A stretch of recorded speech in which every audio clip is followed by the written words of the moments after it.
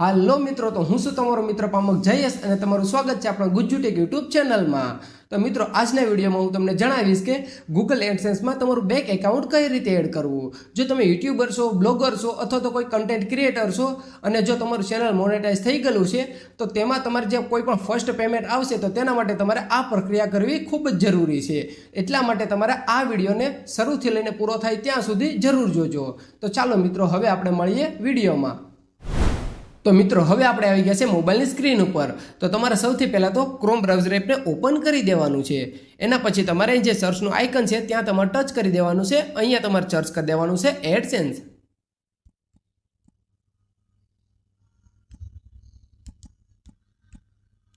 તો તમારી સામે કંઈક આવી રીતનું એક પેજ ઓપન થઈ જશે। તો અહીંયા તમને ગૂગલ લખેલું જોવા મળશે, ત્યાં તમારે ટચ કરી દેવાનું છે। તો મિત્રો, તમે જોઈ શકો છો મારું એડસેન્સ એકાઉન્ટ ઓપન થઈ ગયું છે અને ઉપર તમને હોમ લખેલું જોવા મળશે। તેની બાજુમાં તમને 3 લાઈન જોવા મળશે, ત્યાં તમારે ટચ કરી દેવાનું છે। ટચ કરતાની હારે તમારે થોડું ઉપર સ્ક્રોલ કરવાનું છે। અહીંયા તમને પેમેન્ટ લખેલું જોવા મળશે, ત્યાં તમારે ટચ કરી દેવાનું છે।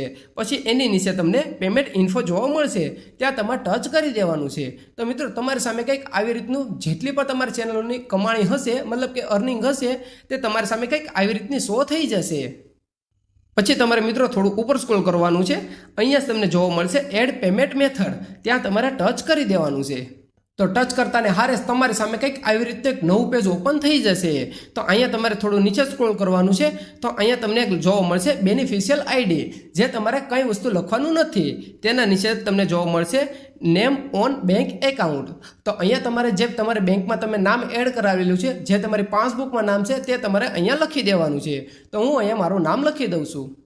તો મિત્રો, તમે જોઈ શકો છો મારું નામ મેં અહીંયા લખી દીધું છે। એના પછી તમારે બેંકનું નામ આવશે, તો જે પણ તમારું બેંકનું નામ હોય તે તમારે અહીંયા લખી દેવાનું છે।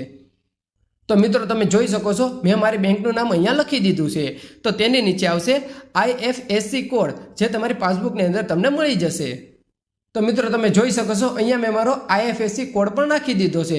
તો તેની નીચે આવે છે સ્વિફ્ટ BIC, એનો મતલબ એવો છે કે સ્વિફ્ટ કોડ। તો આ કોડ તમને જે તમારી બેંક છે તે બેંકે તમારે જવાનું છે અને તે લોકોને તમારે કહેવાનું છે કે મને આ બેંકનો સ્વિફ્ટ કોડ આપો, એટલે તમને એક કોડ આપશે, જે કોડ તમારે અહીંયા લખી દેવાનો છે। તો અહીંયા હું મારો સ્વિફ્ટ કોડ નાખી દઉં છું। તો મિત્રો, તમે જોઈ શકો છો અહીંયા મેં મારો સ્વિફ્ટ કોડ પણ નાખી દીધો છે। તો હવે લાસ્ટ આવે છે એકાઉન્ટ નંબર। તો અહીંયા તમારે જે પણ તમારે બેંકના એકાઉન્ટ નંબર હોય છે તે તમારે અહીંયા લખી દેવાના છે। તો મિત્રો, અહીંયા મેં મારા બેંક એકાઉન્ટ પણ નંબર નાખી દીધા છે। તો તેવું જ તમારે સેમ અહીંયા નીચે પણ બેંક એકાઉન્ટના નંબર નાખી દેવાના છે। જો એટલું કર્યા પછી મિત્રો, તમારે થોડું ઉપર સ્ક્રોલ કરવાનું છે અને જો તમે અહીંયા ટીક ન કરેલું હોય તો અહીંયા તમારે ટીક કરી દેવાનું છે અને અહીંથી તમારે સેવ કરી દેવાનું છે। સેવ કરતાને હારે તમારું ફોર્મ અહીંયા ભરાઈને કમ્પ્લીટ થઈ જશે। તો મિત્રો, તમે જોઈ શકો છો અહીંયા મારી બેંક પણ આવી ગઈ છે। તો તેવી જ રીતે તમારે પણ તમારા એડસેન્સમાં બેંક એકાઉન્ટ એડ થઈ જશે। જો મિત્રો, તમને આ અમારો વિડીયો સારો લાગ્યો હોય તો આ વિડીયોને લાઇક અને તમારા મિત્રો સાથે શેર કરવાનું ના ભૂલતા। અને જો તમને કોઈ પણ ટેક રિલેટેડ પ્રોબ્લેમ હોય તો તમે મને કમેન્ટમાં જણાવી શકો છો।